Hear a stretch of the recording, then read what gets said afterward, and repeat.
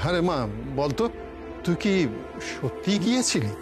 হ্যাঁ দাদু, আমি সত্যি গেছিলাম। ওই যে শৈলমালা তখন কথা বলছিলেন, কি নিয়ে যেন কথা বলছিলেন, কি নিয়ে? ও হ্যাঁ হ্যাঁ, মনে পড়েছে, নকুল হিরে নিয়ে।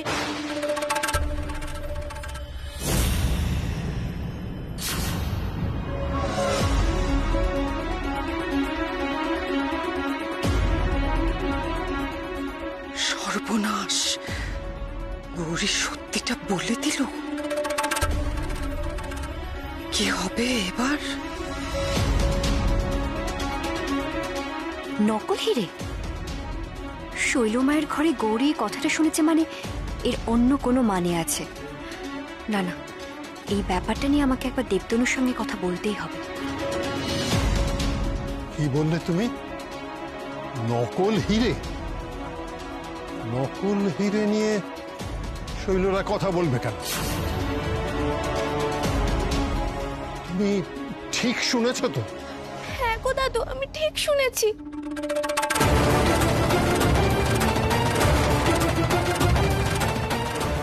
কি করলো মেয়েটা?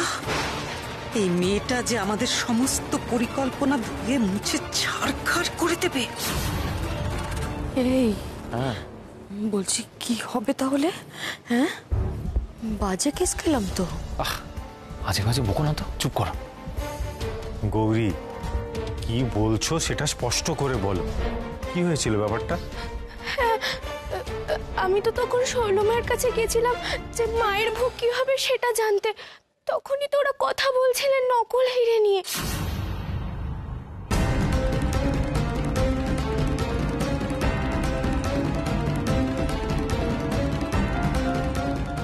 সর্বনাশ, মেয়েটা নিশ্চয়ই এমন কিছু জেনেছে যেটা ওর বিপদ ডেকে আনতে পারে। শৈল তো ওকে ছাড়বে না। কি হবে এবার? মা, ও মা, মা শোনো না। মা এক মিনিট চিকু, আমি একটা ইম্পর্টেন্ট কাজ করছি, বিরক্ত করো না। আরে মা শোনো না, আমার কথাটাও খুবই ইম্পর্টেন্ট। তুমি তো বলেছিলে আমি কিন্তু 3 দিন। উফ চিকু, এত অবাধ্য হচ্ছ কেন তুমি? হ্যাঁ, তোমাকে বললাম না আমি একটা ইম্পর্টেন্ট কাজ করছি, বিরক্ত করো না। আর তুমি বিরক্ত করেই যাচ্ছ। কিছু না বলতে বলতে মাথায় উঠে গেছো। কিন্তু মা, আবার মুখে মুখে কথা বলছো। বড্ড জেদ হয়েছে না তোমার? মার খাবে, যাও এখান থেকে। কাজ করতে দাও আমাকে। কি হলো কি, যাও।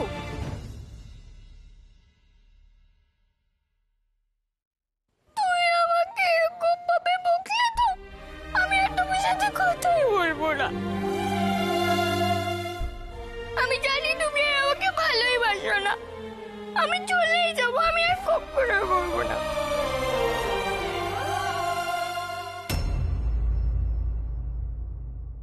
হ্যাঁ হ্যালো, শুনতে পাচ্ছ? হ্যালো। আরে কি ব্যাপার, আমি কখন থেকে ফোন করে যাচ্ছি, তুমি ফোনটাই ধরছো না। শোনো না, একটা ইম্পর্টেন্ট কথা বলার আছে। মূর্খ, কাকে কি বলছো জানো তুমি? ও কি বলছে শুনতে দে না। নকল হীরের কথা এ বাড়িতে উঠবে কেন? আমি তো সেটাই বুঝতে পারছি না। আমাদের এত বছরের ব্যবসা, সেখানে নকল কোনো পাথরের তো কোনো স্থান নেই। তাহলে কেন?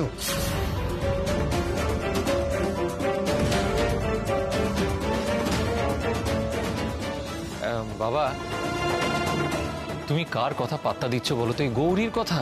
ও কি জানে, কি শুনতে কি শুনেছে? না না, কিন্তু একটা কথা অকারণেও তো বলে ফেলবে না। নকল হিরে এই শব্দ দুটোর মতো কথা ও হঠাৎ নিজে বানিয়ে মন থেকে বলতে যাবে কেন? তুই ঠিক কি শুনেছিস বলতো মা? শৈলমা তো তখন আমাকে দেখলেন এবং আমাকে বকাও দিলেন ওনাদের কথা শোনার জন্য। তাহলে ওনারা ভুলে যাচ্ছেন কি করে? না না না না, ব্যাপারটা তো এত হালকা করে নেওয়ার মতো নয়। অতনু, ঠিক করে বলো তো, তোমরা কি এই নিয়ে আলোচনা করছিলে?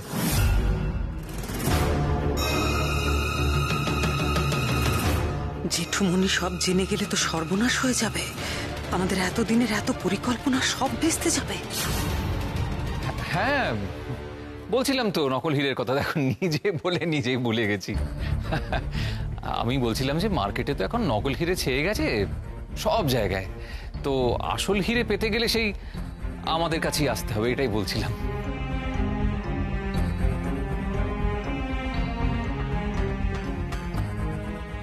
এ কি? না না, ওরা তো তখন অন্য কথা বলছিলেন, এমন কিছু তো আমি শুনিনি। ও তাই বল। হ্যাঁ ঠিকই বলেছিস, এইভাবেই তো মানুষের মনে আমাদের নিয়ে বিশ্বাস বাড়বে, তাই না? কিন্তু দাদু। চুপ, একদম চুপ। অনেকক্ষণ ধরে তোমার এই আজে বাজে কথা আমরা শুনছি। কি ভাবো তুমি নিজেকে? যখন যা খুশি তুমি তাই বলবে? একটা কথা ভালো করে বুঝে নাও গৌরী, তোমাকে সংযত হতে হবে যদি এই বাড়িতে তুমি থাকতে চাও। এটা যত তাড়াতাড়ি তুমি বুঝবে তত তোমারই মঙ্গল। নির্বোধ, তোমার এই একটা কথা আমাদের বাড়ির সবার সামনে প্রশ্নের মুখে ফেলে দিয়েছিল। তোমার জন্য আমার দাদা আমাকে ভুল বুঝতে যাচ্ছিল। 1 মিনিট ছোট দাদু, তোমরা তখন থেকে গৌরীকে এভাবে কেন বলছো বলবে? প্রথমে ভোগ নিয়ে বললে, সেখানেও গৌরী বলল যে তোমাদের কাছে গৌরী গিয়েছিল অনুমতি নিতে, কিন্তু কোনো অ্যান্সার পাইনি ঠিকভাবে। তারপরেও কি না কি একটা বলে ফেলেছে, তার জন্য তখন থেকে ওকে কথা শুনিয়ে যাচ্ছ কেন ছোট দাদু? এত রিয়াক্ট করার কি আছে? গৌরী ছেলে মানুষ, ওর মনটা আমাদের মতো এত জটিল নয় ছোট দাদু।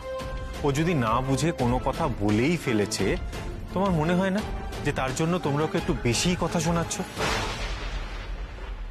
আজকাল কিন্তু তুই সব ব্যাপারে একটু বেশি গৌরীর হয়ে কথা বলছিস।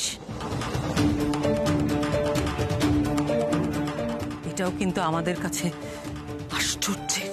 কি করবো বলো তো পিসিমণি, পরিস্থিতি আমাকে সেটার জন্য বাধ্য করছে। তুমি তো জানো যে আমি মুখের ওপর সত্যি কথাটা বলে দিতে পছন্দ করি, আর এখনো তাই করছি। বাহ বাহ ঈশান, বাহ, চমৎকার। দেখলে তো বাবা, এরপর সত্যি আমার আর এই বাড়িতে কাউকে কিছু বলার নেই, কিচ্ছু না। চলো চলো বাবা, চলো এখান থেকে, চলো। চলো।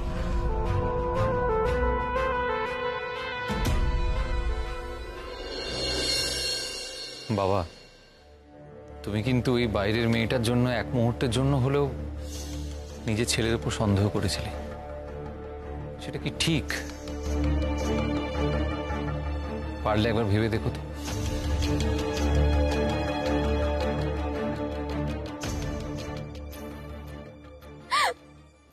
কেন কেন এরকম ভুল হয় আমার বারবার? কেন আমার জন্য অশান্তি হয়? আমি তো এরকম চাইনি। আমি তো শুধু মাকে একটু খাওয়াতেই চেয়েছিলাম। কেন গৌরী, চলো ঠাম্মি, কি থেকে কি হয়ে গেল গো? লীলা দিদি, আমি এরকম সত্যি তো চাইনি গো। আমি জানি, জানি রে দিদি ভাই, জানি। কাঁদিস না মা, কাঁদিস না। কেন যে মেয়েটাকে এত অপমান সহ্য করতে হয় বুঝি না। বাড়ির সবাই কেন এখনো ওকে মেনে নিতে পারছে না? ও তো চেষ্টা করে চলেছে, তবুও কেন?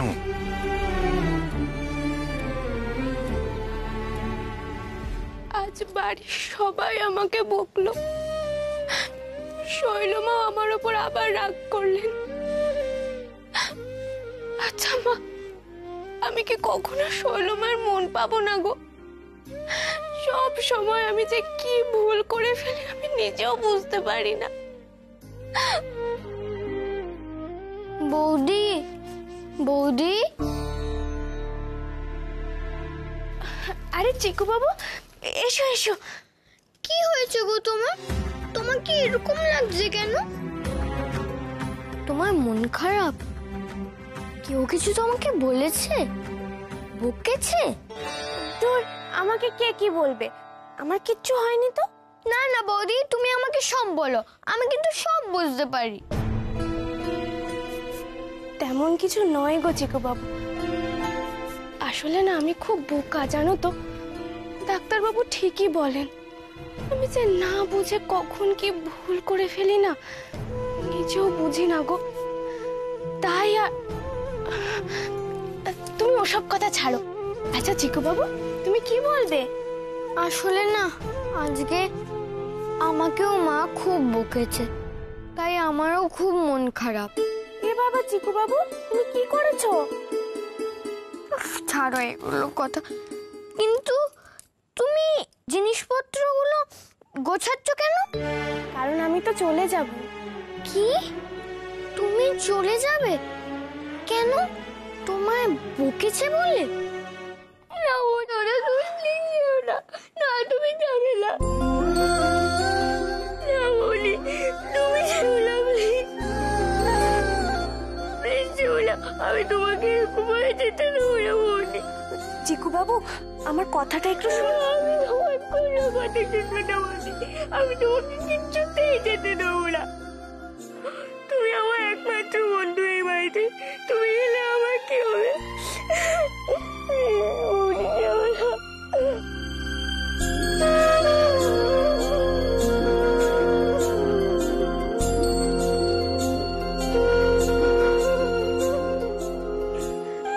চিকু বাবু, দেখি চিকু বাবু, এ বাবা এরকম বোকা ছেলের মতো কাঁদতে আছে নাকি? আমি কখন বলেছি আমি বাড়ি থেকে চলে যাব? তাহলে আমি তো অষ্টমঙ্গলার জন্য কদিন বাপের বাড়িতে যাচ্ছি, ওখানে কদিন থেকে আবার চলে আসব। তুমি সত্যি চলে আসবে? হ্যাঁ তো চিকু বাবু, আমি সত্যি চলে আসব। এরকম বোকা ছেলের মতো কেউ কাঁদে? কই না তো, আমি কাঁদিনি তো। আমি কেন কাঁদতে যাব? কাঁদে তো বাচ্চারা, আমি তো বড়। আসলে একটু চিন্তা হচ্ছিল তুমি চলে যাবে শুনে। আচ্ছা তাই নাকি? তাহলে এরকম চোখ দিয়ে জলটা গড়াচ্ছিল কেন? হ্যাঁ তোর ওইটা কি একটা চোখের মধ্যে যেন পড়ে গেছিল। যাই হোক, আচ্ছা বৌদি, তুমি গ্রামে গিয়ে কি করবে? মানে ওইখানে তো আমরা কেউ থাকবো না, তুমি বোর হবে না? তোমার চিকু বাবু কি বলছো? ওখানে যে কিভাবে সময় কেটে যায় আমি নিজেই বুঝি না, কত কিছু করার আছে। ওখানে আমি বিল্টুটিয়ার সাথে খেলবো, সময় কাটাবো, তারপর মা তো এটা সেটা রান্না করবে, মায়ের হাতে হাতে একটু সাহায্য করে দেব। তারপর ওখানে আমার কত বন্ধু আছে, পদ্ম, সালমা দিদি, ওদের সাথে খেলবো, পেয়ারা পারবো, অনেক কিছু করব। তবে হ্যাঁ, সবার আগে আমি আমার বড় মায়ের কাছে যাব। বাহ বৌদি, সত্যি তো তোমাদের গ্রামটা কিন্তু বেশ হ্যাপেনিং। এখন মনে হচ্ছে আমাদের শহরটাই আসলে বোরিং। আরে তারপর শোনো না, ওখানে তো এখন গাছে গাছে প্রচুর আম হয়ে আছে, সেই আমগুলোও তো পারতে হবে নাকি? তবে জানো তো, এই সময় তো মাঝে মাঝেই ঝড় হয়, আর সেই ঝড়ে আমাদের আলো চলে যায়, আর সেই অন্ধকারে আম পাড়ার মজাটাই তো আলাদা। অন্ধকারে আমগুলো আমরা ছাড়াবো আর ভূতের গল্প করব। বৌদি আমিও যাব। তুমি যাবে মানে? তুমি কোথায় যাবে? তোমাদের সাথে গ্রামে যাব আমি। এই রে চিকু বাবু, কিন্তু শোনো। না না, কোনো কিন্তু না, তোমাদেরকে আমাকে নিয়ে যেতেই হবে, যেতেই হবে, যেতেই হবে। কিন্তু চিকু বাবু, তুমি চলে গেলে তো বাড়ির সবাই খুব চিন্তা করবে, তখন কি হবে? কেউ চিন্তা করবে না, আমি তো তোমার সাথে যাচ্ছি। আর বৌদি, তুমি যদি আমাকে না নিয়ে যাও তাহলে কিন্তু আমি অন্য কোথাও চলে যাব। এ কি চিকু বাবু, এরকম কথা কেউ বলে? তুমি চলে গেলে মা, বাবা, বাড়ির সবাই কত কষ্ট পাবে বলো তো। মা তো খালি আমাকে বকে, আমি চলে গেলে মার কোনো কষ্ট হবে না। আমি আর এখানে থাকবো না। এই রে, চিকু বাবু তো জেদ ধরেছে, এবার আমি কি করি? দাঁড়াও, আমি আমার ব্যাগটা নিয়ে আসছি। আরে চিকু বাবু, দাঁড়াও দাঁড়াও। দাঁড়া। কি হলো, আমাকে আটকাচ্ছ কেন? সরো, আমার তাড়া আছে। কিচ্ছু তাড়া নেই রে তোর, তোর সাথে আমার কথা আছে। তুই যে তোর বৌদিকে কদিন ধরেই মিথ্যে কথা বলছিস, সেটা তো তোর বৌদিরও জানা দরকার। চিকু বাবু, চিকু বাবু আমায় কি মিথ্যে কথা বলেছে? এই রে, দাদা ভাই কি দুধের ব্যাপারটা বুঝে ফেলেছে? বল, তোকে যাতে দুধ খেতে না হয় তাই সেই দুধটা কদিন ধরেই যে গৌরীকে মিথ্যে কথা বলে খাওয়াচ্ছিস, সেটা বল বৌদিকে। আবার বলেছিস যে আমি নাকি তোকে বলেছি। চিকু বাবু, তুমি নিজে দুধ না খেয়ে আমাকে খাইয়েছো। তুমি যে বললে আমি দুধ না খেলে তোমার দাদা ভাই নাকি খুব বকবে। ভাবো তাহলে, এবারটা এমন চালাক আর এমন পাকা হয়েছে যে নিজে দুধ খাবে না বলে তোমাকে এসে সব গালগল্প দিয়ে গেছে। না, পুরো ভালো মতো কেস খেয়ে গেছি। কিরে, চুপ করে দাঁড়িয়ে আছিস কেন? বল। আমি কি ভুল করেছি বলো? বরং এটা তো তোমার করা উচিত ছিল, আমি তো তোমার কাজটাই করে দিলাম। মানে কি ভুলভাল বকছিস বলতো? আমি ঠিকই বলছি দাদা ভাই, বরং তোমারই তো উচিত ছিল বৌদিকে প্রতিদিন দুধ খাওয়ানো। মাই তো বলে দুধ খেলে শরীর ভালো হয়, হাড় শক্ত হয়। তুমি তো আর এসব দিকে খেয়াল রাখো না, তাই আমাকেই দায়িত্ব নিতে হয়েছে। কথাটা তো চিকু তুই ঠিকই বলেছিস, ভুল তো কিছু বলেনি ও। না, আমার দুধ খাওয়ার কোনো প্রয়োজন নেই, আমার হাড় এমনিতেই শক্ত। এই তুমি থামো। চ, আমি ঠিক করেছি যে আজ থেকে তুমি আর চিকু দুজনেই প্রতিদিন রাত্রিরে 1 গ্লাস করে দুধ খাবে। না। আর আমি নিজে সেটা দাঁড়িয়ে দাঁড়িয়ে দেখব। উফ, আমি যাই ব্যাগ গোছাতে। হুতুম প্যাচ। ওই তো চিকু ব্যাগ গোছাবে মানে? ও কোথায় যাচ্ছে? চিকু বাবু তো বললো আমাদের সাথে চৌপাহাড়িতে যাবে। মানে চিকু আমাদের সাথে যাবে? হ্যাঁ, তাই তো বললো।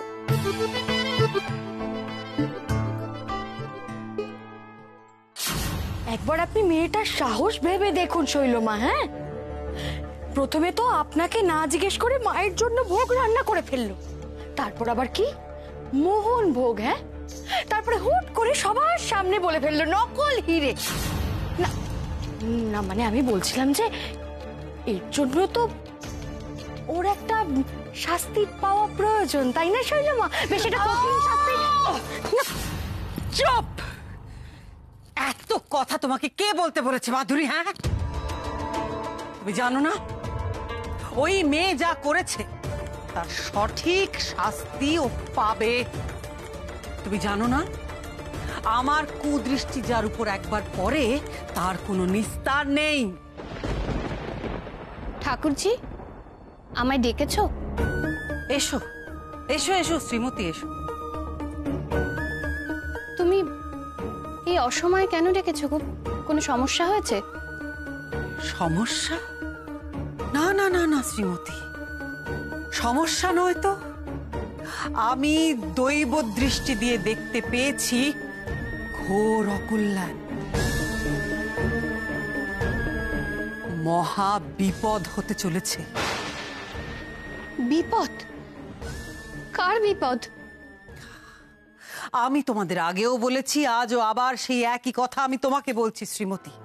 এখন গ্রহ নক্ষত্রের অবস্থান সঠিক নেই, এখন যে কোনো সময় যা কিছু ঘটে যেতে পারে, তাই সবাইকে এখন সতর্ক থাকতে হবে, সাবধান থাকতে হবে।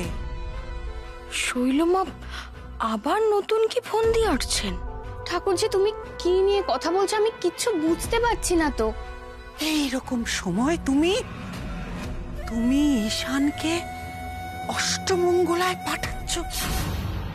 মানে তাহলে কি করব? খবরদার তুমি পাঠাবে না ওকে। এখন যদি তুমি ঈশানকে পাঠাও তাহলে ঘোর ঘোর বিপদ হতে পারে, ওর ক্ষতি হতে পারে। ক্ষতি? আমার শানের কোনো ক্ষতি হয়ে যাবে? হ্যাঁ হ্যাঁ শ্রীমতী, আমি গ্রহ নক্ষত্রের অবস্থান দেখেই তোমাকে এই কথা বলছি, অনেক ক্ষতি হয়ে যাবে। ও, এইবার বুঝতে পেরেছি শৈলমায়ের আইডিয়াটা। এইসব গ্রহ নক্ষত্রের খারাপ অবস্থানের ব্যাপারটাকে হাতিয়ার বানিয়ে শৈলমা একেবারে বড়দির মাথাটা খাচ্ছে। দেখো শ্রীমতী, তুমি তো ঈশানের মা, তুমি নিশ্চয়ই চাও না তোমার ছেলের কোনো ক্ষতি হোক। কি বলছো তুমি ঠাকুরজি?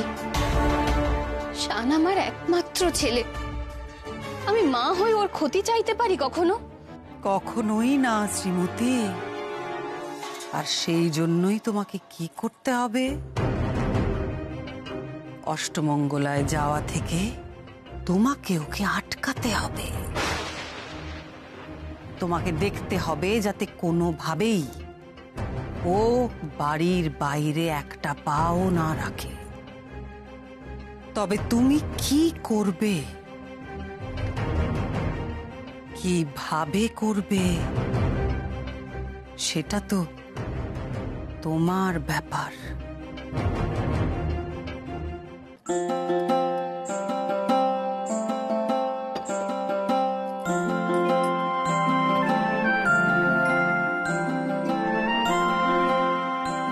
বুঝলেন ডাক্তারবাবু, এই সেলের বইগুলোও নিয়ে নিলাম, বিল্টু টিয়াকে দেখাবো।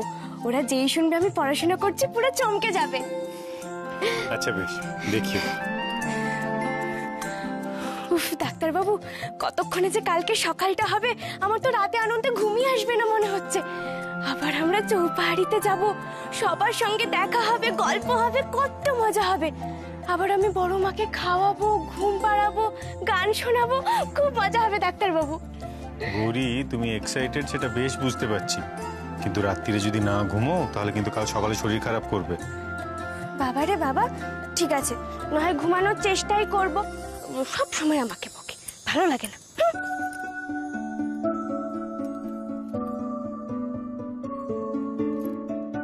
সত্যি নিজের বাড়ি ছেড়ে অন্য বাড়িতে এসে থাকা অত সহজ নয়। বাপের বাড়ি যাবে বলে মেয়েটা আনন্দে পাগল হয়ে গেছে।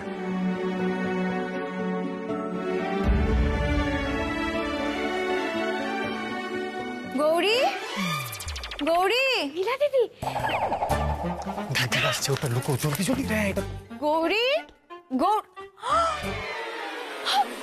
না না না না, আমি কিছু দেখিনি, সরি সরি সরি, আমি পরে আসবো। নীলা দিদি, নীলা দিদি, আরে কোথায় চলে যাচ্ছো? এসো না, এসো। কোথায় যাচ্ছো? এসো। যাচ্ছি না। বলো, কিছু বলবে? হ্যাঁ, আসলে আমি এটাই জিজ্ঞেস করতে এসেছিলাম যে প্যাকিং ট্যাকিং সবকিছু হয়ে গেছে কিনা। কালকে তো তোমরা বেরোচ্ছো, তা গৌরী সবকিছু ঠিকঠাক গুছিয়ে নিয়েছো তো? ব্যাগই গোছাচ্ছিলাম। ও, ব্যাগ গোছাচ্ছিলিস? তা ভাই সবকিছু নিয়ে নিয়েছিস তো? তা কালকে কখন বেরোচ্ছিস তোরা? ভাবছি সকাল সকালই বেরিয়ে পড়বো যাতে দেরি না হয়। কেউ কোথাও যাবে না।